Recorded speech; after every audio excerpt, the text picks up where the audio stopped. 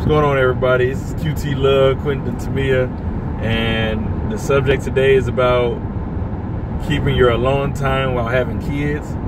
This is a very sensitive topic because, well, actually it's a topic that no one's talking about, but it's very, what's the word? Needed. In a relationship. Yeah. With a family. Spending alone time. Yes. And while having kids, I mean, maybe 1, 2, 3, even when you get, more and more kids, that time that you have is spent with the kids and you working, and then that time with your mate or husband, wife, spouse, it's gone. I mean, next thing you know, you're tired. Everybody gets tired and it's time to go to bed, and next thing you know, you feel a little toe hitting you in the back, but it ain't happening. Yeah, it just becomes something that's not a priority like it was before you had the kids. Having kids is a blessing in and of itself, but once you begin to start family life and then you take on more of work and schooling, if one spouse is going back to school while the other one's working full time and both of them have a lot on their plates like we do, it can easily be forgotten about and just taken for granted because you're devoting all of your time and attention to your kids. But one day your kids will grow up and be on their own, and you will no longer be the center of their life, and vice versa. So it's just very important for a husband and wife to take time out to love on one another and just cherish one another's presence, because it can easily be forgotten when you have kids. Yeah, because once that time go on and they get older, and then you look at each other, it's like you lost that love for each other, because between when the kids came and then when they leaving and going to college or whatever, it's like you got to rekindle or it's gone. The kindle gone, and there's no more flame there. And they talking about divorce, and we don't promote that. I mean, it's all about love, and if that happens, it's time to try new things and try things that's gonna rekindle the relationship. For the man or the woman, just take that next step. It may not have to be you waiting for him or waiting for her to take that next step. You may have to do it yourself, because it's all about you and what your needs is, because you're watching this video or listening to us, or you just had that need and you just you need to reach out. Step out there. Step out the box. Yeah, I for myself, if I'm feeling it, I know my husband's feeling it, because I know the Lord wouldn't give me an idea or a thought for it to just stick with me and not go anywhere. So, if I feel the nudge of the Lord telling me, go spend time with your husband, or, try to figure out some type of date night, some type of coverage for the kids so that you guys can go out and enjoy each other, that's what I do. And usually everything falls into place. Not usually, it always falls into the place, because, the Lord wouldn't give you something for it not to work. So, yeah, what we like to do is we like to have our quote-unquote run-to babysitters, like the ones we know will be there for us. Even if we can't get a whole day, we'll try and get like a couple of hours, and we'll call those 2 or 3 people and see if someone is available to watch the kids for us. Now that we have Faith and she's 7 months, it's gotten a little harder, because really not a lot of people want to watch an infant or a newborn, or a baby for that matter, but we've been blessed enough to have those who are willing to take a gander at taking Faith on for a few hours for us while we go and spend alone time.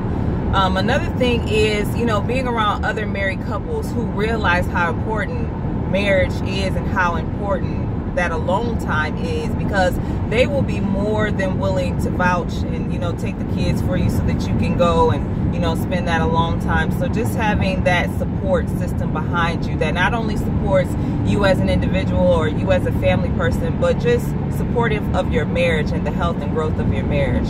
What else do you have, babe? And it's not like when I say put a step in, it's not like do something big. You can do something small, a small date. You ain't even got to go out to eat. You could do something, schedule something to eat, but then it's like go to something, get you like a event that's in the city, and just go to a small event, take your mate to a small event, just have a good time.